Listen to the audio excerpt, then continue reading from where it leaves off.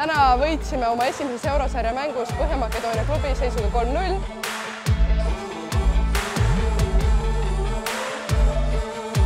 Oli väga lahe mäng, väga lahe atmosfäär oli saalis. Ligi 350 inimest, kes oli tulnud meid toetama. Nii tore oli näha siin saalis nii palju rahvast ja ma loodan, et me suutsime pakkuda kõikidele fännidele oma parimat võrkpalli. Minu arust oli väga hea mäng, me suutsime kõva vastupanu anda ja tänu sellele tuli ka tänane võit.